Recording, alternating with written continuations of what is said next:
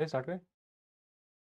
Hello everyone, आप सभी का स्वागत है प्रारंभ 2029 के आपके मेंटोर वेबिनार में। आप सभी का स्वागत है। मैं मदन चौधरी, आपका कैप्टन। आपके 2029 की जो जर्नी है प्रारंभ की, जो आईएएस बनने की, आईपीएस बनने की, आईएफएस बनने की, उसमें आपके जो भी हर्डल्स हैं, जो भी प्रॉब्लम्स हैं, उन सभी को सॉल्व करना मेरे रोल्स और रिस्पॉन्सिबिलिटी है। और उन सभी के जो भी आपके डाउट्स होंगे, जो भी हर्डल्स होंगे, उन सभी के बारे में बात करेंगे।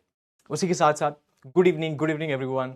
गुड मॉर्निंग, अरे भाई, गुड इवनिंग, गुड इवनिंग। तो आप सभी के जो भी आपने बहुत सारे हमने हमने जैसे वीडियोस रिलीज किए, हमने शॉर्ट्स रिलीज किए, उसमें हमने देखा कि बहुत सारे आपके डाउट्स आपने पूछे, आपके बहुत सारे हर्डल्स, आपने प्रॉब्लम्स को शेयर किया उसके अंदर। उन सभी प्रॉब्लम्स पे जो सबसे मेजर प्रॉब्लम्स थी, उन पे हमने वीडियोस या शॉर्ट्स बनाने की कोशिश की। उसी के साथ साथ आज इस वेबिनार में हम यही डिस्कस करेंगे कि और ज्यादा जो भी कॉमन कुछ कोलेट कर पाया हूं मैं पॉइंट्स, जो आपके डाउट्स हैं बैच को लेकर, ये सारी चीजों को लेकर, उसके ऊपर हम डिस्कशन करने वाले हैं। एंड उसी के साथ साथ में आप अपने जो और भी डाउट्स हैं। Good evening everyone, good evening, good evening. Can I call? या for sure you can call me भैया, यू कैन कॉल मी भैया, you can call me captain. जो भी आपके डाउट्स हैं उन सभी के ऊपर आप अपने डाउट्स कमेंट्स में भी लिख सकते हैं। और उसी के साथ साथ जो कॉमन आपके कंसर्न्स रहते हैं उनके ऊपर हम बात करेंगे। और उसी के साथ साथ सबसे इंपॉर्टेंट, उसी के साथ साथ सबसे इंपॉर्टेंट, इस वेबिनार में हम डिस्कस करेंगे कि क्या प्लानर रहने वाला है आपके लिए, आपके बैच कब स्टार्ट होने वाले, किस तरीके से प्लानर रहने वाला है, कौन से फैकल्टी, कौन सी क्लासेस किस तरीके से लेंगे, और आपका जो फर्स्ट सेमेस्टर है उसकी क्लासेस किस तरीके से चलने वाली है, उसके ऊपर क्लियरली हम पूरा एक डिस्कशन करेंगे। मैं पूरा आपको शीट दिखाऊंगा जिसको आप उस तरीके से समझ पाएंगे, ताकि आपको भी एक बेटर अंडरस्टैंडिंग मिल पाए कि किस तरीके से कब हम अपनी क्लासेस को स्टार्ट करने वाले हैं। तो आपके 3 साल की जो जर्नी है, 3 साल की जर्नी है, 2026 में हम हैं 27, 28, 29, इस तरीके से है, यहां पर है हम। और आपका ये फर्स्ट सेमेस्टर, ये सेकेंड सेमेस्टर, ये third semester, fourth semester, fifth semester और सिक्स सेमेस्टर, और यहां पे आप अपना एग्जाम दे रहे होंगे। तो ये जो फेज है, ये जो आपका फेज है पहला सेमेस्टर वाला, इसके अंदर आपको किस तरीके से एनसीईआरटी कंप्लीटली आप फिनिश कर रहे होंगे, उसका प्लानर मैं आपको दिखाने वाला हूं। उसको हम किस तरीके से करेंगे, वो सारी चीजों के ऊपर हम डिस्कशन करेंगे। तो किस तरीके से उसे कवर करेंगे, सबसे पहले अगर मैं आपको एक व्यू दिखाऊं उसका, तो ये हमारा प्लानर है। जो फर्स्ट सेमेस्टर का जो शेड्यूल है वो इस तरीके से है कि आपकी जो क्लासेस है वो शुरू होने वाली, अभी ब्रिज कोर्स चल रहा है, क्लासेस आपकी शुरू होने वाली है 22 जून से शुरू होने वाली है। वो सारी जो क्लासेस आप इस तरीके से देख सकते हैं कि सबसे पहले आ, हम देखते हैं कि 5 से 6:30, 7 से 8:30 ये शेड्यूल होगा आपके क्लासेस का। दिन में उस तरीके से 2 क्लासेस आपकी होंगी, वन आवर की, और उस तरीके से 30 मिनट एक्सटेंड हो जाएगा, आपके डाउट्स और वो सारी चीजें होंगी। उसके बारे में अगर बात करें तो 22 जून से आपके बैचेस इस तरीके से स्टार्ट होने वाले हैं। उसमें आप देखेंगे कि ज्योग्राफी से स्टार्ट करेंगे हम, और उसके साथ साथ में इस तरफ आप देख पाएंगे कि ज्योग्राफी होगा, पैरेलली उसके साथ साथ एंशिएंट हिस्ट्री चल रहा होगा। ठीक है, अब ज्योग्राफी में दीपेंद्र सर आपका ज्योग्राफी कवर करेंगे। एंशिएंट हिस्ट्री की बात करें तो आसिम सर आपकी एंशिएंट हिस्ट्री कवर करेंगे। तो इस तरीके से आपके क्लासेस होने वाले हैं। और हर सब्जेक्ट के बारे में अगर हम बात करें तो मंडे से फ्राइडे आपकी क्लासेस होगी, मंडे से फ्राइडे क्लासेस होगी, और सैटरडे को आपका करंट अफेयर होगा, संडे को आपकी छुट्टी होगी। सैटरडे को आप करंट अफेयर उस तरीके से कवर कर रहे होंगे। एंड 3 साल, पूरे 3 साल की आपकी जो जर्नी है उसमें जो भी करंट अफेयर्स वगैरह होंगे उसको आप कवर कर रहे होंगे, सो दैट आप जो भी अपने कॉन्सेप्ट्स को समझ रहे हैं उसको आप करंट अफेयर के साथ लिंक कर पाए, और वो आपके दिमाग में और अच्छे से इनग्रेन हो पाए। ये सारी चीजें हम इंश्योर करने की कोशिश करेंगे। ठीक है, तो इस तरीके से ये सारी चीजें हो रही होंगी। तो ज्योग्राफी सबसे पहले आप देखेंगे इस तरीके से प्लानर में, इस तरीके से ज्योग्राफी है, उसके साथ साथ पैरेलली एंशिएंट हिस्ट्री इस तरीके से चल रहा है। एंड देयर आफ्टर आप देखेंगे कि यहां पर जैसे ही एंशिएंट हिस्ट्री फिनिश होता है, आप यहां पर पास में, इसी के पास में यहां पर देख पा रहे होंगे, मैं जूम कर देता हूं। ये सारी नंबर ऑफ क्लासेस है, ये सब्जेक्ट्स है, ये नंबर ऑफ क्लासेस है कि साइंस एंड टेक की 20 क्लासेस, एंशिएंट हिस्ट्री की 20 क्लासेस, पॉलिटी 25 क्लासेस, इस तरीके से नंबर ऑफ क्लासेस होने वाली है। सबसे ज्यादा जो क्लासेस है आपकी वो आप देखेंगे मॉडर्न हिस्ट्री, ज्योग्राफी, इन सारे सब्जेक्ट्स की होने वाली है। अब इसके अंदर एनवायरमेंट नहीं है क्योंकि हम उसे ज्योग्राफी में कवर कर लेते हैं। इसके साथ साथ आप क्या मेजर कौन कौन से सब्जेक्ट्स देख रहे हैं, history, geography, polity, history, geography, polity, economy हो गया, उसके साथ साथ में साइंस एंड टेक हो गया, सोसाइटी का पार्ट हो गया, वर्ल्ड हिस्ट्री हो गया, ये सब कुछ हम कवर कर रहे होंगे, ये सारी चीजों को हम कवर कर रहे होंगे। तो अगर आप प्लानर को ऐसे देखेंगे तो ये चिपक गया है, जस्ट अ सेकेंड। तो इस तरीके से आपका जून का मंथ का जो प्लानर है, इसमें ज्योग्राफी आपका चल रहा है, पैरेलली एंशिएंट हिस्ट्री चल रहा है। उसके साथ साथ में आप यहां पर नीचे जैसे ही आएंगे, जैसे ही ज्योग्राफी आपका फिनिश होता है, उसके बाद में हम इंडियन पॉलिटी को कवर कर रहे होंगे। Indian polity Aditya Tiwari sir आपकी इंडियन पॉलिटी को उस तरीके से आपके जो एनसीईआरटी के सेशन है उन्हें लेंगे। उसके बाद में पैरेलली हम मिडिवल हिस्ट्री कवर कर रहे होंगे। मिडिवल हिस्ट्री फिर से आसिम सर उस तरीके से आपको पढ़ाएंगे। एंड जैसे ही ये सब फिनिश होता है, ये दोनों सब्जेक्ट्स जो आपके फिनिश होते हैं, उसके बाद में इंडियन पॉलिटी फिनिश हो गया, मिडिवल हिस्ट्री फिनिश हो गया। एंड मिडिवल हिस्ट्री के बाद में आर्ट एंड कल्चर को इस तरीके से हम कवर कर रहे होंगे। आर्ट एंड कल्चर जैसे ही फिनिश हो जाता है, देर आफ्टर इंडियन पॉलिटी हो गया, आर्ट एंड कल्चर हो गया, और उसके बाद में science and tech. Science and tech Shivam sir आपकी कवर करेंगे। Modern history Devendra Dubey sir आपका कवर करेंगे। ये दोनों सब्जेक्ट्स हो जाते हैं। और ध्यान में रखिएगा, मंडे से फ्राइडे को आपके क्लासेस होंगे। मंडे से फ्राइडे क्लासेस होंगे। सैटरडे को आपके जो करंट अफेयर है वो होने वाले, और current affair again Asim sir जो history ancient medieval modern history जो आपका कवर एंशिएंट और मिडिवल हिस्ट्री जो कवर कर रहे हैं, वही सर आपका करंट अफेयर को भी कवर कर रहे होंगे, जो कि हर सैटरडे आपका उस तरीके से होने वाला है। और साइंस एंड टेक भी हमने कवर कर दिया। एंड उसके बाद में आप देखेंगे इंडियन इकोनॉमी। जब हम इंडियन इकोनॉमी पे पहुंचेंगे तो ऋषभ सर आपका इंडियन इकोनॉमी कवर करेंगे, जो कि अक्टूबर के आसपास हम उसको उस तरीके से शुरू कर चुके होंगे।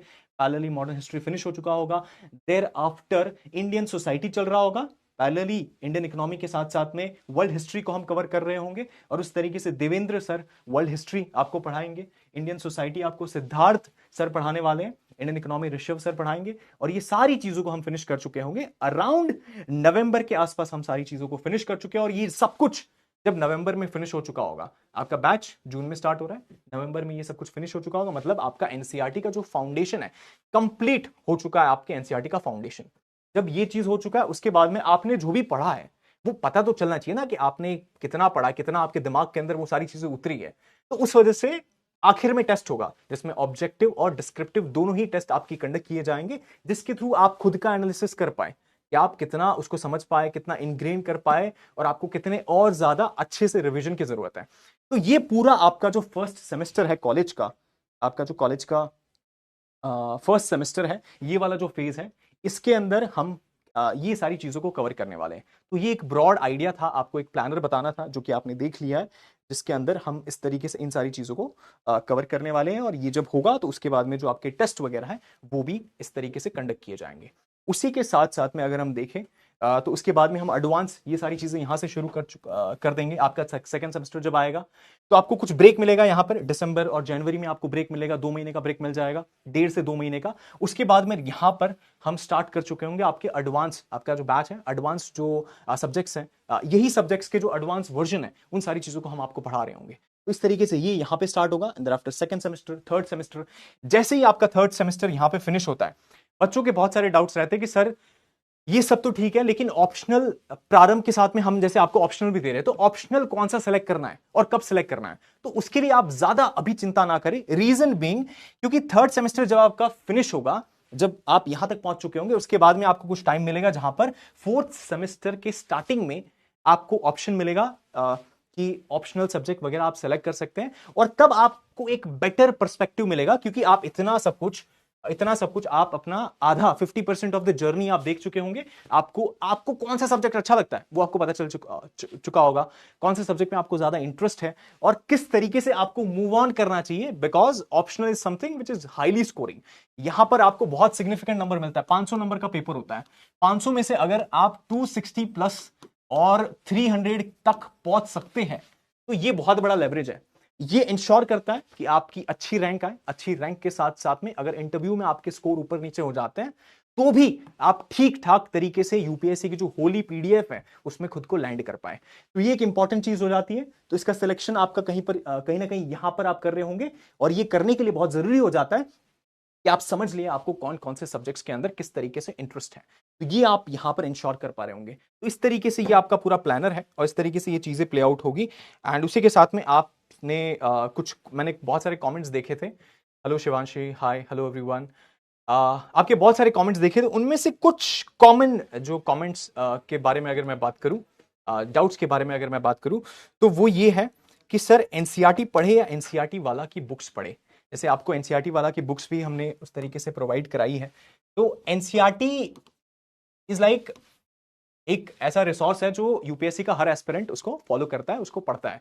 इस तरीके से माना जाता है कि this is the starting point. और ये जो स्टार्टिंग पॉइंट है, अब इसमें कुछ दिक्कतें हैं उसी कारण से, या फिर इसके अंदर हम कह सकते हैं कि इसको और ज्यादा इंप्रूव्ड वर्जन बनाया गया एनसीईआरटी वाला बुक्स के थ्रू, राइट। जहां पर आपको बेटर वे में, जो भी यहां पर लेट्स से यहां पर इस तरीके से लिख दिया है कि ये कुछ लाइन इस तरीके से मेंशन कर दी है, अभी आपके दिमाग में नहीं उतरेगी, आपके दिमाग में नहीं उतरेगी, तो उसी वजह से बेटर वे में इसे रिफ्रेम किया गया है। या फिर आप इसके साथ साथ समझ सकते हैं कि आपको कुछ भी इसके रिलेटेड कुछ डिस्क्रिप्शन दिया गया है, या फिर बेटर मैप्स को यूज किया गया है। क्योंकि आप देखेंगे एनसीईआरटी की जो किताबें हैं उसमें आप पिक्चर्स अगर देखते हैं, आप मैप्स अगर देखते हैं, तो बहुत ही डल होते हैं, ब्लैक एंड व्हाइट, वो कोडक के जमाने के उस तरीके से आपको देखने को मिलेंगे। लेकिन यहाँ पर एनसीईआरटी वाला बुक में आपको कलरफुल इमेजेस वगैरह मिलेगी, ताकि आप बेटर तरीके से आप समझ पाए कि मोहनजोदारो एक्चुअल में किधर है, हड़प्पा एक्चुअल में किधर है, कितना उस तरीके से उनमें फर्क है, कालीबंगन किधर है, वहां पे क्या होता था, पॉटरी और सिल, ये सारी चीजें किस तरीके से मिलती थी। तो कलरफुल वे में अगर आप कंटेंट को कंज्यूम करेंगे तो आपके दिमाग में भी उस तरीके से वो उतरेगा, और बेटर वे में आप डिफरेंशिएट कर पाएंगे चीजों के बीच में, आप अच्छे से उसको रिमेंबर कर पाएंगे। तो जो एक बेटर वर्जन हो सकता है एनसीईआरटी का, उसको बेस्ट पॉसिबल वे में एनसीईआरटी वाला की बुक्स में उस तरीके से कवर किया गया है। तो अगर बच्चे पूछते कि दोनों में से कौन सा पढ़ना है, तो आपको एनसीईआरटी वाला की जो किताबें हैं दे आर होलिस्टिक, इसमें जो भी है वो इसमें है, और इसके साथ साथ में जो और इसमें बेटर हो सकता था, या जो इसमें दिया गया उसको और ज्यादा बेटर कहानी के फॉर्म में जो बनाया जा सकता था, वो यहां पर बनाने की पूरी तरीके से कोशिश की गई है। तो this is the best thing that you should prefer. तो इस तरीके से आपको इसे इस तरीके से कंज्यूम करना है। तो सबसे पहला आपका ये डाउट था। उसी के साथ साथ में दूसरा ये चीज रहता है कि सर रेगुलर क्लासेस कब स्टार्ट होगी, उसके बारे में हमने डिस्कस कर लिया कि 22 जून से आपके बैचेस हैं वो सारे इस तरीके से स्टार्ट होने वाले हैं, और तब तक ब्रिज कोर्स उस तरीके से चल रहा है, ताकि आप भी उस चीज में आ जाए कि एक बेटर अंडरस्टैंडिंग आपको मिल जाए कि किस तरीके से, क्योंकि 3 साल की जर्नी है यार, 3 साल की जर्नी है, स्प्रिंट नहीं है, मैराथन है पूरा। तो इस मैराथन के अंदर आपको एक वो हैबिट डेवलप करना है कि आप रोज जो ब्रिज कोर्सेज भी हो रहे हैं उसको आकर देख रहे हैं। तो ये हैबिट में आने के लिए अचानक से अगर सारा बैच वगैरह स्टार्ट कर दें और पहली क्लास आपकी लग जाए, लेट्स से एंशिएंट हिस्ट्री की या इकोनॉमी की क्लासेस लग जाए, उसमें होगा क्या कि पूरा बॉम्बार्ड हो गए हो आप उन सारी चीजों से, आप उसको झेल नहीं पाओगे, बिकॉज आदत नहीं है उन सारी चीजों की, इतने नए नए कॉन्सेप्ट्स आ जाएंगे, इतने नए नए टॉपिक्स आ जाएंगे। तो उसी वजह से एक बेटर अंडरस्टैंडिंग हो पाए, आपको थोड़ा टाइम मिल पाए कि आप इस एनवायरमेंट के साथ अडेप्ट हो पाए, आप इस साइकिल के अंदर एंटर किए हो, तो खुद को उस तरीके से इसमें सही तरीके से ग्रेजुअली थोड़ा थोड़ा झोंक रहे हो, तो वो सारी चीजें इंश्योर हो पाए। तो उस वजह से ये ब्रिज कोर्स है, उस तरीके से ये चीजें चल रही है। तो 22 जून से आपके बैचेस वगैरह इस तरीके से स्टार्ट होने वाले हैं, और प्लानर हमने उस तरीके से डिस्कस किया है। उसी के साथ में कुछ डाउट्स होते हैं कि sir how to manage class with college, कि आप जैसे 12th के बाद के लिए प्रारंभ है 2029 का, तो कॉलेज को कैसे मैनेज करें, क्लास को कैसे मैनेज करें। तो इसीलिए अगर आप हमारी क्लास का टाइम टेबल भी देखेंगे तो दैट इज 5 से 6:30 तक का, एंड 7 से 8:30 तक का हम देखते हैं। क्यों ऐसा है? ताकि मॉर्निंग में जो आपके कॉलेजेस वगैरह है आप उसको फिनिश कर लें, आपके कॉलेज हो जाए, उसके बाद आपको सफिशिएंट टाइम मिल जाए रिलैक्स करने का, एंड देयर आफ्टर आप आकर यहाँ पर ये सारे अपनी जो यूपीएससी आपका जो ड्रीम है, आईएएस बनना, आईपीएस बनना, आईएफएस बनना है, इन सारी चीजों के लिए आप काम कर पाए, है ना। इन सारी चीजों के लिए आप उस तरीके से फुल फ्लेज वे में जो एफर्ट है वो लगा पाए। तो इस तरीके से इसको डिजाइन किया गया है। अब इसे मैनेज कैसे किया जाए? मैनेज करने के लिए क्या कर सकते हैं, आपके कॉलेज के जो क्लासेस हुए उसमें आप रेगुलर, ऐसा नहीं है कॉलेज नहीं छोड़ना है। जैसे बहुत सारे एस्पिरेंट क्या गलती करते हैं कि मुझे आईएएस की तैयारी करनी है, वो कॉलेज पे ध्यान ही नहीं देते हैं, जो क्लासेस होती है उसे अटेंड नहीं करते, उसके साथ साथ में मार्क्स बहुत कम आते हैं।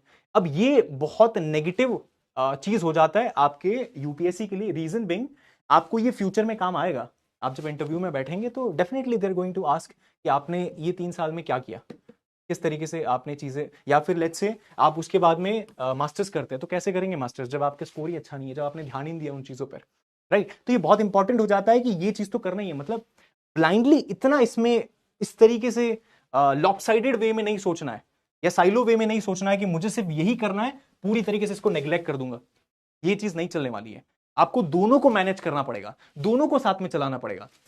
और उसके लिए आप मॉर्निंग में आपके जो क्लासेस है आप जिस तरीके से लेते हैं, आप जो आपको बेस्ट एंजॉयमेंट करना है आप सब कुछ कीजिए।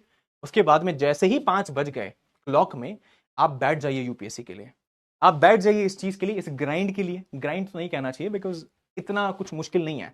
आप दिन में अगर 1 घंटा 2 घंटा 2.5 घंटा दे रहे, दैट इज नॉट समथिंग जो कि हम इसको ग्राइंड कह सकते हैं। ग्राइंड तो आपका एक्चुअल में स्टार्ट होगा जब आप अपने 3rd ईयर में आ रहे होंगे, 5th और 6th सेमेस्टर आपका होगा, तब एग्जाम 1 साल दूर होगा और फिर आपको लगेगा कि यार अब तो पूरा एफर्ट लगाना है, अब तो पूरी जान लगा देनी है इस एग्जाम में। तो ये तब स्टार्ट होने वाला है। तो अभी के लिए तो मतलब ब्रिज कोर्स 2.0 समझ लीजिए आप इसको, कि उतना एडवांस वर्जन इसका होने वाला है। तो इस तरीके से है। अब इसको मैनेज कैसे करें? सबसे पहले आपने ये किया, उसके बाद में आप लेक्चर्स देखते हैं। लेक्चर्स आपने देखे, सबसे पहले ये चीज आपने की। उसके बाद में आपको आप जो पीडीएफ्स होते हैं वो सारी चीजें आपको अवेल हो जाती है, सारी चीजें मिल जाती है। सबसे बड़ी गलती क्या करते हैं कि आज लेट्स से क्लास थी, आज आपने क्लास ली, उसके बाद में अगले दिन आप क्लास लेंगे, फिर क्लास लेंगे, क्लास लेते जा रहे हैं, रिवाइज नहीं कर रहे हैं।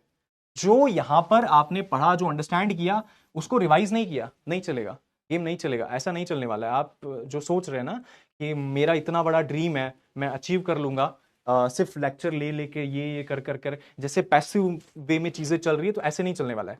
आपको एक्टिव होना पड़ेगा, आपको एफर्ट लगाना पड़ेगा, प्रोएक्टिव होना पड़ेगा।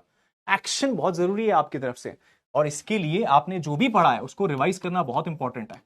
इट्स वेरी इंपॉर्टेंट कि आप उस चीज को रिवाइज करें। लेट्स से आपने ह्यूमन राइट कमीशन पे पढ़ा है कि human right, national human right commission है और स्टेट ह्यूमन राइट कमीशन है। इसके ऊपर आपने ये नुआंसेस को पढ़ा है कि यहाँ पर प्रेसिडेंट अपॉइंटमेंट करते हैं, इनके जो भी मेंबर्स होते हैं उनका, और यहाँ पर जो है गवर्नर उस तरीके से अपॉइंटमेंट करते हैं। फिर यहाँ पर जो रिमूवल जो दोनों का है ये प्रेसिडेंट करते हैं। लेकिन अगर आप इसको रिवाइज नहीं कर रहे तो आपके दिमाग में क्या कॉमन थॉट आएगा कि अच्छा, अपॉइंटमेंट यहाँ पर प्रेसिडेंट कर रहे हैं, रिमूव यहाँ पर प्रेसिडेंट कर रहे हैं, यहाँ पर अपॉइंटमेंट गवर्नर कर रहे हैं, तो यहाँ पर भी रिमूव गवर्नमेंट गवर्नर ही कर रहे होंगे। यहाँ पर आप गलती कर जाएंगे।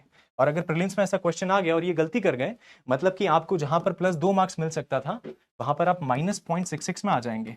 तो ये जो गड़बड़ है, ये आपका पूरा 1 साल खराब कर सकता है, आपका पूरा अटेम्प्ट वेस्ट कर सकता है। तो उसी वजह से ऐसी जो छोटी छोटी चीजें हैं, अगर ये दिमाग में नहीं बैठेगी तो नहीं चलने वाला है। और ये दिमाग में कब बैठेगी? जब आप लेक्चर लेने के बाद उसको रिवाइज कर रहे हैं, सारी चीजों को प्रोएक्टिवली कंज्यूम कर रहे हैं। आपने लेक्चर में पढ़ा कि लेट्स से इन्फ्लेशन के बारे में आपने लेक्चर में पढ़ा, इन्फ्लेशन, डिफ्लेशन, ये सारी चीजें। उसके बाद में आप गूगल पे जाइए, आप और अपनी तरफ से एफर्ट लगाइए, आप उसको और बेटर वे में कैसे समझ सकते हैं। आप वाईटी पे देखिए और कोई अच्छे वे में कुछ बहुत ही अच्छा एनिमेशन वाला कुछ वीडियो आपको मिल जाए तो उसको कंज्यूम कीजिए, उसके पैरेलली और ज्यादा डेप्थ में जाके समझने की कोशिश कीजिए।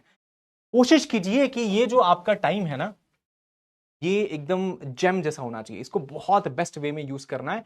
एंड दिमाग में यही रखना है, जैसे वो घोड़े होते हैं ना, घोड़ों को इस तरीके से ब्लाइंडर्स लगाए रहते हैं कि आपको यहां से वहां तक भागना है और वो आपका एंडिंग लाइन है, आपको वहां तक पहुंचना है। अब अगर ये ब्लाइंडर्स नहीं होंगे तो वो इधर उधर देखेगा, इधर डिस्ट्रैक्ट हो जाएगा, देखेगा अरे ये मुझसे तेज भाग रहा है, तो मैं भी उस तरीके से एफर्ट लगाता हूं, लेकिन अगर अभी तेज भागा तो आगे की जर्नी बहुत है, हाफ जाएगा आगे जाके। तो उस तरीके से स्ट्रेटेजिक वे में अगर घोड़े को पहले से बताया गया है, उस तरीके से ट्रेन किया गया है कि आपको उस तरीके से एफर्ट लगाना है, तो वो तभी उसको एक्शन में प्रोड्यूस कर पाएगा जब ब्लाइंडर्स लगे होंगे और उस तरीके से सही दिशा में भाग रहा होगा। तो आपको भी ये सोचना है कि ये जो है, ये 2 से 3 घंटे ये आपके यूपीएससी के ब्लाइंडर्स है, ये यूपीएससी के ब्लाइंडर्स है। इसमें सिर्फ आपको इसी में खुद को झोंक देना है, इसी एफर्ट में झोंक देना है, इसी चीज में झोंक देना है कि आप यही चीज काम कर रहे हैं, इसी चीज पे फोकस कर रहे हैं, राइट। तो इस तरीके से आप इसको मैनेज कर सकते हैं। तो ये चीज है, इसको आप देख सकते हैं कि जो आपका कॉमन डाउट था कि किस तरीके से आप क्लासेस को मैनेज करें। तो कॉलेज होने के बाद में आप इस तरीके से क्लासेस को लें, और ऐसे समझिए कि कॉलेज इज लाइक, अगर आपको प्रायोरिटी देना है तो 50% आपका कॉलेज है and 50% is this is also important.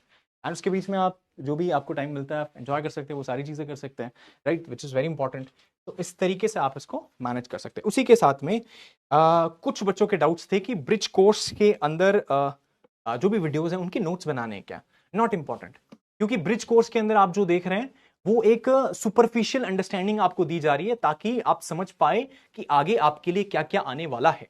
तो उसके लिए नोट्स बनाने की जरूरत नहीं है। नोट्स तो आपको जो एडवांस जो लेक्चर्स आने वाले, जब जब आपका बैच स्टार्ट होगा तब आपको ऑलरेडी वो मिलने वाले वो सारी चीजें। तो नोट्स बनाने की आपको आवश्यकता नहीं है, उसकी नीड नहीं है। उसी के साथ में सर स्पोकन इंग्लिश कैसे इंप्रूव करें, ये भी एक कमेंट था, एक डाउट था कि स्पोकन इंग्लिश को कैसे इंप्रूव किया जाए। अब इसके लिए आप देखेंगे कि आपका ये जो प्रारंभ बैच है, प्रारंभ बैच इज नॉट एक सिंपल यूपीएससी का बैच।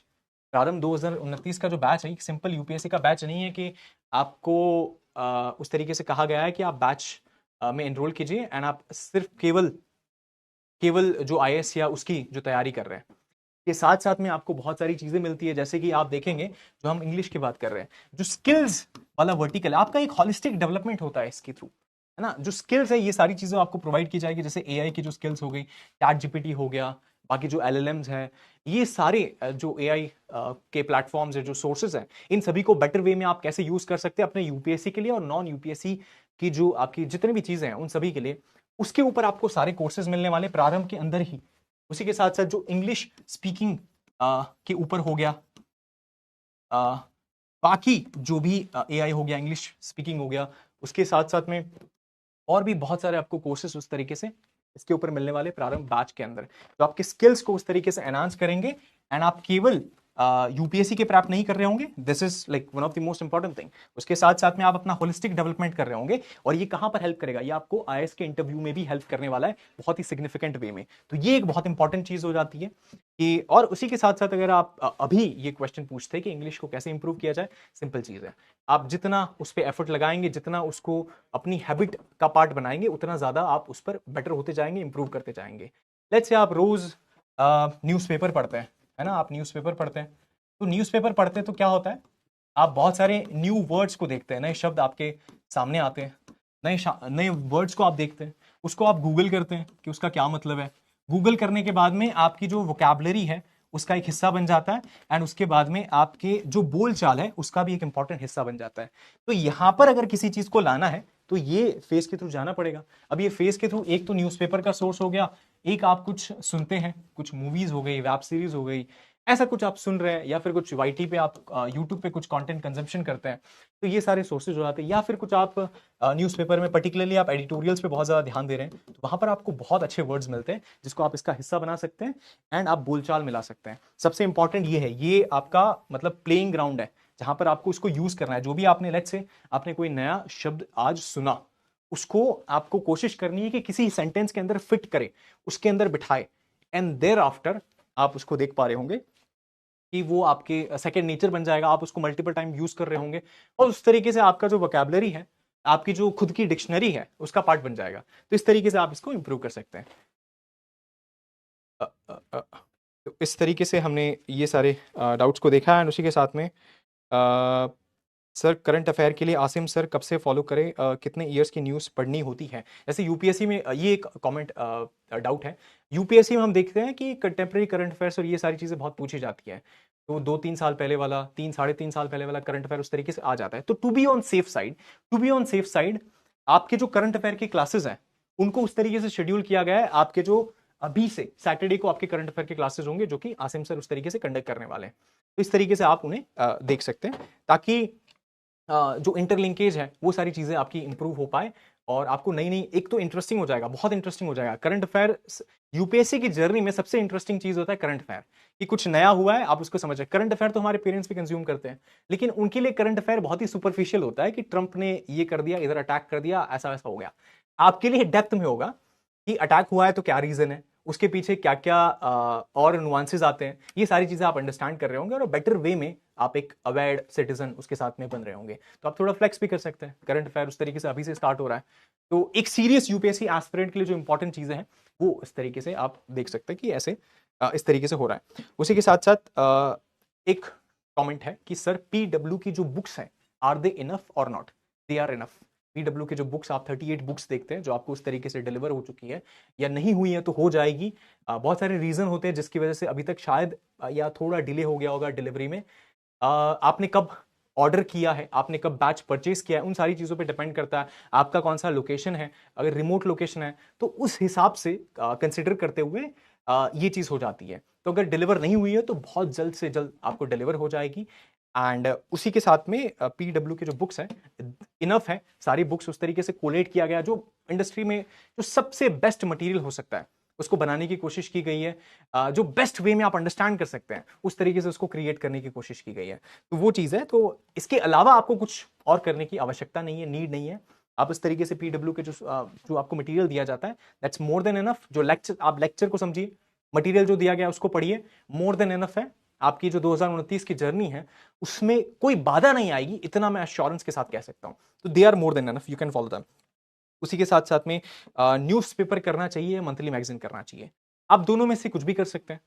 जैसे कि न्यूज़पेपर की अगर हम बात करें तो एक फायदा उसका ये रहता है कि रोज आप उसको फॉलो कर रहे हैं, आपकी एक हैबिट बन रही है। आपने जो कहा ना कि इंग्लिश स्पीकिंग का जो ये कंसर्न रहता है वो भी उसके साथ ठीक हो रहा है और बहुत सारी चीजें उसके साथ इंप्रूव होती है। तो अगर आपके पास टाइम है 45 मिनट्स 1 आवर अगर आप डेडिकेट कर सकते हैं तो आप न्यूज़पेपर पढ़ सकते हैं। अगर टाइम नहीं है और अभी आप ये नहीं करना चाहते, अभी आप चाहते हैं कि ये जो हमने डिस्कस किया कि 3 आवर्स जो है आपका जैम वाला जो पीरियड है, डेडिकेटेड ब्लाइंडर्स वाला जो पीरियड है उस पर फोकस करना चाहते हैं और उसके अलावा आपके पास टाइम नहीं निकाल पा रहे आप, तो उस केस में आप न्यूज़पेपर को ना कर मंथली मैगजीन, जो एंड में महीना एंड होता है तो उसके बाद में पूरे महीने के अंदर क्या क्या करंट अफेयर हुआ वो सारी चीजें आपको मिल जाती है। तो आपको मंथली मैगजीन भी उस तरीके से अवेल कराई जाती है, तो आप उसको फॉलो कर सकते हैं अगर आप इस तरीके से न्यूज़पेपर को कवर नहीं कर पाते। तो ये सारे जो कॉमन कंसर्न्स थे, जो डाउट्स थे आपके, ये सारी चीजों के ऊपर हमने बात की है। एंड उसी के साथ में आपके कुछ भी डाउट्स है तो आप लिस्ट डाउन कीजिए। कोशिश करेंगे कि हम उन डाउट्स के ऊपर बात करें। सर ऑफिसर बैग,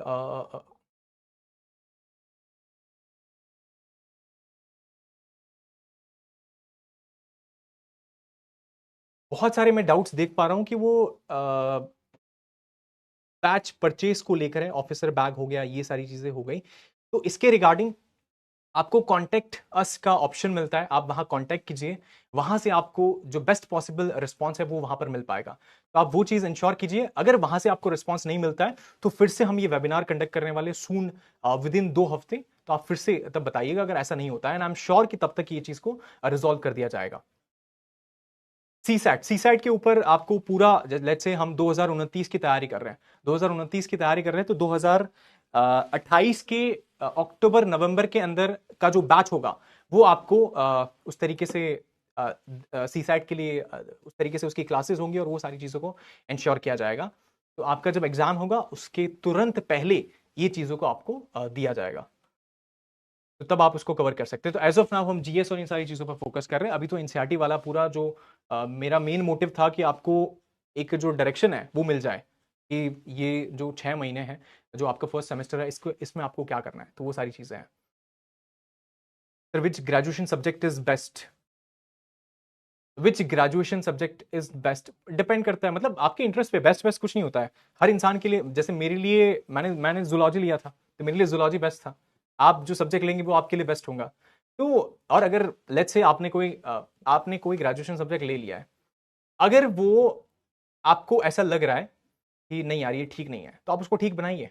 अगर आपने उस तरीके से सब्जेक्ट को ले लिया है तो ये तो माइंडसेट का खेल है कि आप उसको किस तरीके से इंश्योर करते हैं, किसको ठीक बनाते हैं, मतलब दिमाग का खेल है। काफी बार होता है कि आपको चीजें जो चाहिए वो मिलती नहीं है, वो मिलती नहीं है, तो उसके बावजूद आपको उसमें फाइट करना होता है, उसमें आप खुद को इंप्रूव करते हैं, बेटर करते हैं, अच्छा परफॉर्म करते हैं और इंश्योर करते हैं कि आप उसमें भी उस तरीके से टॉप नॉच तरीके से इंश्योर कर रहे हैं, उस तरीके से अपनी प्रिपरेशन वगैरह।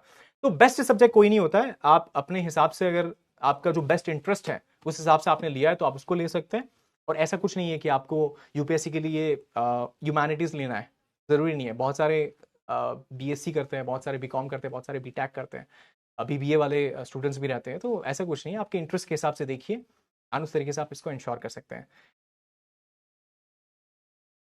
बहुत सारे कमेंट्स मैं देख पा रहा हूँ, उसमें से मैं पढ़ भी नहीं पा रहा हूँ कि मतलब क्या क्या कमेंट्स है। ऐसे का पेपर जो है, ऐसे के ऊपर भी हम सेशंस लाएंगे, उस तरीके से पूरी तरीके से उसको कवर किया जाएगा कि कैसे कहानी के फॉर्म में आपको ऐसे लिखना है। मतलब ऐसे में सबसे बड़ा गेम यही होता है कि बहुत सारे बच्चे होते हैं जिनके 80 नंबर भी आते हैं, बहुत सारे बच्चे होते हैं जिनके 140 नंबर भी आते हैं, और जो 140 नंबर लाते हैं वो आईएएस में सिलेक्ट नहीं हो रहे, ऐसा बहुत कम देखा जाता है। मतलब there is a good chance that you will get selected अगर 140 आप ऐसे में इंश्योर कर रहे हो और बाकी पेपर्स के अंदर आप ब्लंडर्स नहीं कर रहे हो, कुछ अपने लिए खड्डा खोद के नहीं आए हो, तो आप अच्छा इंश्योर कर सकते हो कि आपको रैंक मिलेगा। और कैसे इंश्योर किया जाए कि 80 ना आए और 140 आए, ये बहुत बड़ा सवाल हो जाता है। तो इसके लिए आपको पूरी कहानी के फॉर्म में ऐसे को पिरोना होता है कि आप इमोशनल हाई पे स्टार्ट कर रहे हैं, कुछ एग्जाम्पल्स दे रहे हैं, कुछ एनोटेट दे रहे हैं, उसके बाद में आप थीसिस स्टेटमेंट पे आ रहे हैं, फिर आप सारे अपने जो आर्ग्यूमेंट्स है उसको लिस्ट डाउन कर रहे हैं, उसमें एग्जाम्पल्स को सब्सटेंशिएट कर रहे हैं। एक प्रेप फॉर्मेट होता है, PREP, प्रेप फॉर्मेट होता है। इसका मतलब होता है PREP, इसका मतलब होता है पॉइंट रीजन एग्जाम्पल पॉइंट। कि आपने कोई बात कहनी है, तो एक वो पॉइंट हो गया कि आप वो बात कहना चाहते हैं। फिर आप रीजन बताएंगे कि मैं ये बात क्यों कहना चाह रहा हूं, उसका कारण बताया।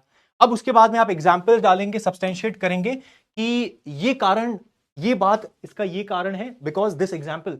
तो उसकी वजह से एग्जामिनर अच्छे तरीके से कनेक्ट कर पाता है कि अच्छा लाइक ये तो एक उसको एग्जाम्पल मिल गया, ये शायद उसके लिए कुछ नया होगा, तो आपने उस तरीके से ये डिलीवर किया, एंड देयर आफ्टर फाइनली आप यहां पर कंक्लूड करते हैं पी पॉइंट पे। तो पॉइंट, रीजन, एग्जाम्पल, पॉइंट जैसा ऐसा कुछ फॉर्मेट आप फॉलो कर सकते हैं। और ये सारी चीजें मतलब अभी इतना टेंशन लेने की जरूरत नहीं है, सब कुछ आपको धीरे धीरे परोसा जाएगा आने वाले सेशंस के अंदर। और बहुत टाइम है इन सारी चीजों को, 3 साल है अपने पास, अच्छे से आपका कैप्टन आपके साथ है और सारी चीजों को इंश्योर करेंगे। And hobbies, hobbies, hobbies are very important, बहुत इंपॉर्टेंट है हॉबीज।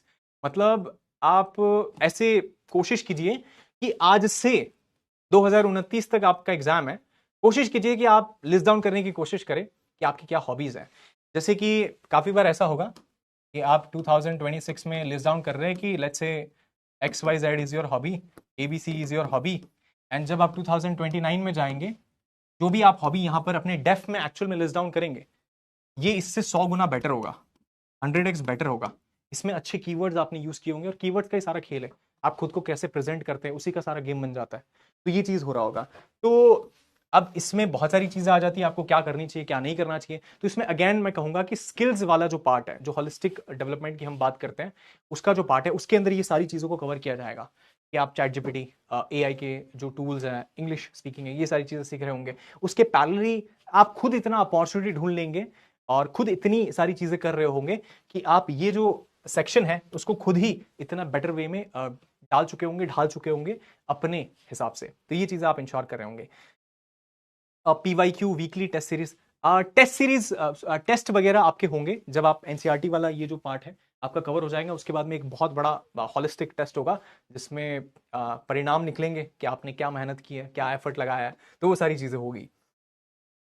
लैंग्वेज के सब्जेक्ट के लिए भी ये सारी चीजें होगी, बाद में होगा, सब कुछ बाद में होगा। आप अभी से मतलब इतना, यही मैं देखता हूं कि ओवरवेलमिंग हो जाते हैं, हमें इनिशियली डर लगने लगता है कि यार कैसे होगा, 2029 का एग्जाम है। यही तो रीजन है आप इस तरीके से इतनी बड़ी बड़ी चीजें पूछ रहे अभी से। मतलब बेबी स्टेप लीजिए, छोटे छोटे स्टेप लीजिए। मतलब ऐसे काम कीजिए कि आज मुझे ये वेबिनार देखना है, देख लिया, जो बताया गया वो सुन लिया, जो कॉमन डाउट्स थे वो पूछ लिए। अगर आप बहुत ज्यादा उस तरीके से ओवरवेलम होंगे इन चीजों को लेकर, बहुत ज्यादा अगर आप ये चीज होगा, तो इसमें ये 4 वर्ड निकल के आएंगे, दैट इज फियर। यार 2029 मैराथन कैसे होगा, ये सारे डाउट्स आएंगे। उसी वजह से आप कोशिश कीजिए कि जो भी आपका प्लानर है आप उसको फॉलो करें, और जैसे ही आपका प्लानर और ये सारी चीजें इंश्योर होगी, ग्रेजुअली आपके जो भी कंसर्न्स है वो उसके साथ साथ सॉर्ट होते जाएंगे। एंड देयर आफ्टर जो बड़ी चीजें आएंगी उसको तो हम टैकल करने ही वाले, तो ये चीज को हम इंश्योर करेंगे। तो इसी के साथ में सर आपका टेलीग्राम चैनल आपको जल्द ही एक्सेस मतलब आपको बता दिया जाएगा क्या, किस तरीके से आप उसको ज्वाइन कर पाएंगे, सारी चीजें आपको मिल जाएंगी उस तरीके से।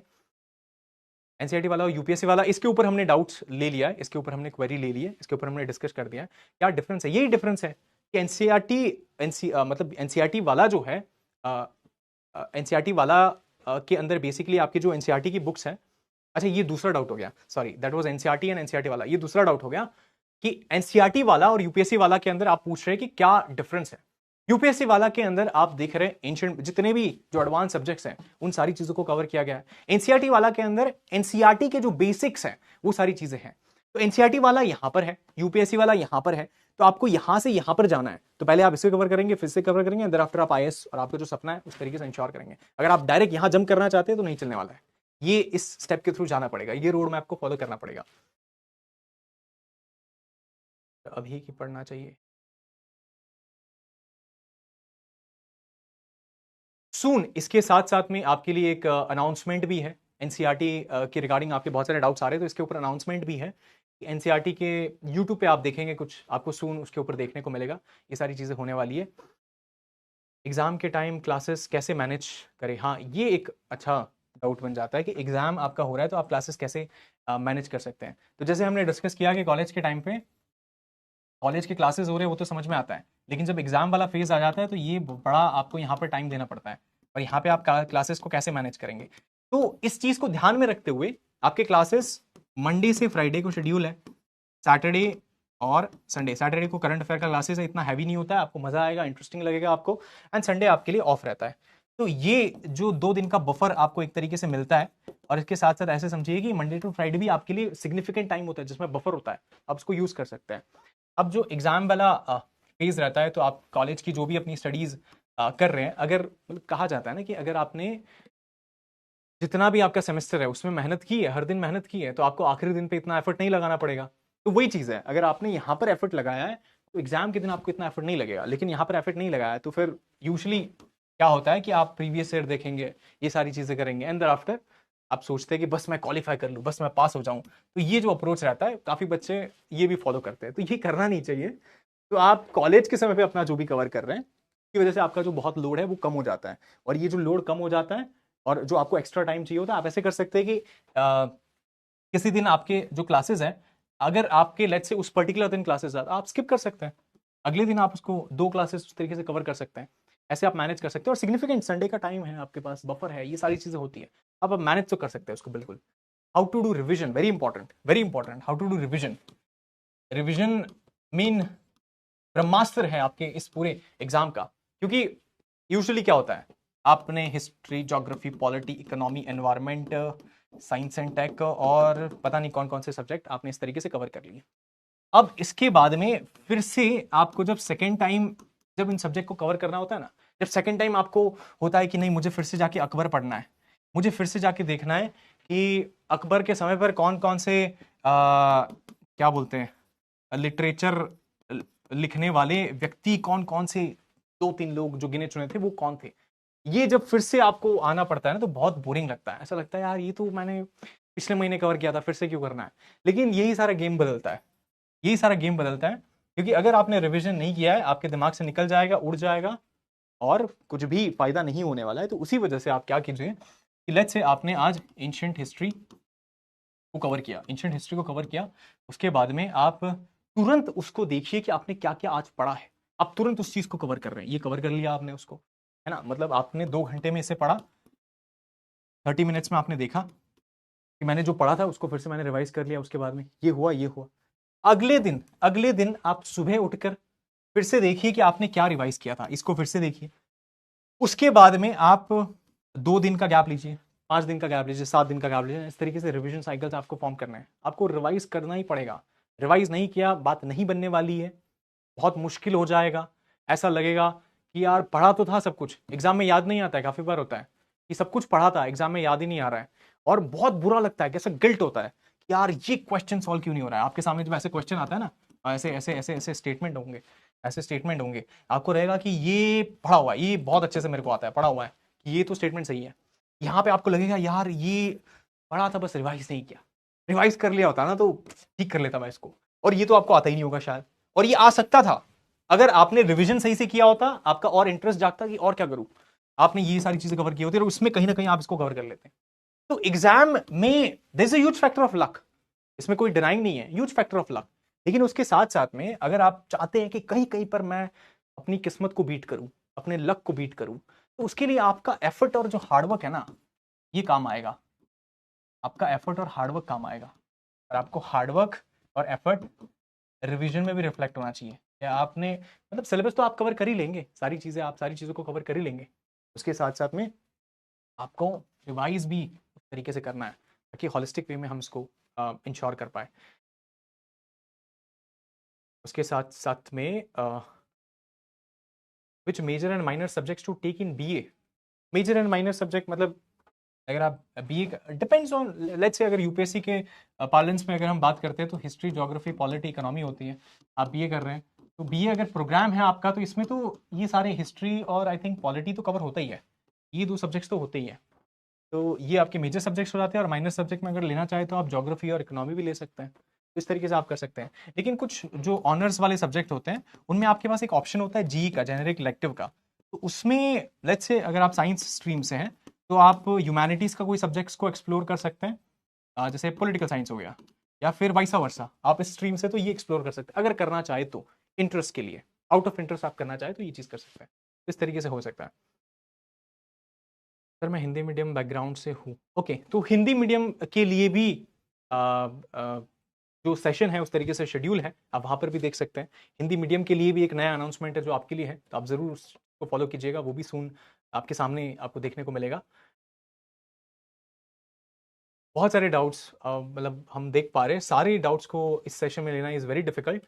इसी के साथ में और भी सेशंस हमारे उस तरीके से शेड्यूल्ड हैं, हम उनमें भी इन डाउट्स को लेने की कोशिश करेंगे, कवर करने की कोशिश करेंगे। ज्योग्राफी ऑनर्स मतलब वेरिड बैकग्राउंड्स में देख पा रहा हूँ कि ज्योग्राफी ऑनर्स है, किसी का बीए प्रोग्राम है, and that is the beauty of UPSC कि हर स्ट्रीम से बच्चे आ रहे हैं, हर स्ट्रीम से बच्चे आ रहे हैं, उस तरीके से प्रिपरेशन कर रहे हैं, और हर स्ट्रीम से रैंक भी आ रही है, हर स्ट्रीम से टॉपर्स भी निकल रहे हैं। दैट्स द ब्यूटी, किस तरीके से एफर्ट उस तरीके से लगाया जाता है हर किसी से। बीए प्रोग्राम या BA honours, depends. BA programme के अंदर आप डिफरेंट सब्जेक्ट्स को कवर कर रहे होंगे, बीए ऑनर्स के अंदर एक सब्जेक्ट होगा जिसमें आप मास्टरी कर रहे होंगे, देयर आफ्टर आप अपना मास्टर्स भी उस सब्जेक्ट में करते हैं। उस तरीके से आप अपनी अपना जो एकेडमिक है उसको उस तरीके से कंटिन्यू करते हैं। तो डिपेंड करता है आपके इंटरेस्ट के ऊपर कि आपको अभी सब कुछ एक्सप्लोर करना है या आप सॉर्टेड है कि मेरे को पता है कि मुझे पॉलिटिकल साइंस है, हिस्ट्री में आगे कुछ करना है, तो उस तरीके से आप अभी से डिसीजन लेना चाहते हैं, तो आप वैसे भी इस तरीके से एक्सप्लोर कर सकते हैं। तो जो मेजर आपके डाउट्स थे उसको हमने देखा, उसको हमने टैकल किया। उसके साथ साथ में आपके लिए जो प्लानर था, मैं फिर से आपको एक उसकी छवि दिखा देता हूं प्लानर की। ये आपका जो प्लानर था, आपका जो बैच स्टार्ट होना है 22 जून से, ये प्लानर है, जो फैकल्टीज है जो इसको कवर करने वाले इस तरीके से था। मंडे टू फ्राइडे आपकी क्लासेस होंगी, सैटरडे को करंट अफेयर होगा, ये सारे मेजर जो डिलीवरेबल्स है इस तरीके से होंगे। नवंबर तक आपका फर्स्ट सेमेस्टर खत्म हो जाएगा, 2 महीने का 1.5 2 महीने का आपको ब्रेक मिलेगा। देयर आफ्टर फिर से आपका सेकंड सेमेस्टर उस तरीके से स्टार्ट होगा, पूरा जो एनसीईआरटी वाला आपका पार्ट है वो यहाँ पर कवर हो जाएगा। तो ये जो चीज़ है, ये ब्रॉड चीज़ें हैं जो आपके लिए बहुत इंपॉर्टेंट था जानना, क्योंकि आपके डाउट्स और वो सारी चीज़ें हम देख पा रहे थे। लक्ष्मीकांत के बुक्स परचेस करनी है क्या? जैसे पीडब्ल्यू के जो बुक्स हैं they are more than sufficient, तो लक्ष्मीकांत और ये जो सारी चीजें उसमें कोलेट कर उस तरीके से डाल दी गई है ताकि आपके लिए बहुत आसान हो, बहुत ही सहूलियत हो कि आप उसको कहीं और जाना ना पड़े। लेकिन फिर भी अगर आप चाहते हैं कि आप परचेस करना चाहते हैं, आप देखना चाहते हैं कि हर कोई कहता है कि बाइबल है, तो इट्स लाइक भगवत गीता, तो अगर आप चाहते हैं कि आप गीता से ज्यादा दूर ना रहे तो आप पढ़ सकते हैं अगर पढ़ना चाहे तो। बट पीडब्ल्यू के जो बुक्स हैं दे आर सफिशिएंट, के बाहर आपको जाने की एज सच आवश्यकता है नहीं। मैपिंग के लिए अटलास वगैरह जो है, या ये सारी जो चीजें आपको जो बैच है उसके अंदर जो मटेरियल है उसमें सब कुछ प्रोवाइड कर दिया गया है। लेकिन उसके साथ साथ में आपको अपनी तरफ से एफर्ट लगाना है कि आप गूगल मैप और ये सारी चीजों को एक्सटेंसिवली यूज करें। आप सैटेलाइट व्यू में जाकर देखें कि एक्चुअल में, क्योंकि बहुत बार यूपीएससी में देखते हैं इंटरनेशनल रिलेशन या ज्योग्राफी के क्वेश्चन आते हैं कि ये जो सिटी है ये कहाँ पे था, है ना, ऐसे क्वेश्चन आते हैं प्रीलिम्स के अंदर। तो उस वजह से आप जो भी इंपॉर्टेंट सिटीज है उसको जाकर देखें कि यार एक्चुअल में लोकेटेड किधर है, इसके पास से कौन सी नदी जा रही है, इसके पास से कौन सा इंपॉर्टेंट लेक है, या कौन सी सी है, या कौन सी कंट्री है, लैंड बॉर्डरिंग है, क्या है, वो सारी चीजों को आप समझे तो ये इंपॉर्टेंट हो जाता है।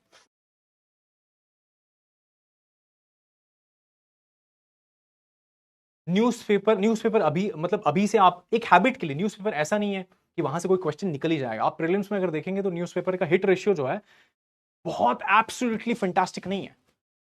तो उस वजह से न्यूज़पेपर आप अपने लिए कि डेली हैबिट बने उसलिए आप पढ़ सकते हैं, तो आप स्टार्ट कर सकते हैं। जैसे हमने लिस्ट डाउन किया कि आपकी लैंग्वेज इंप्रूव होगी, आपकी ऐसे के लिए जो राइटिंग स्किल है ये सारी चीजें इंप्रूव होगी, तो उसके लिए आप इसको कवर कर सकते हैं, तो उस तरीके से आप इसको देख सकते हैं।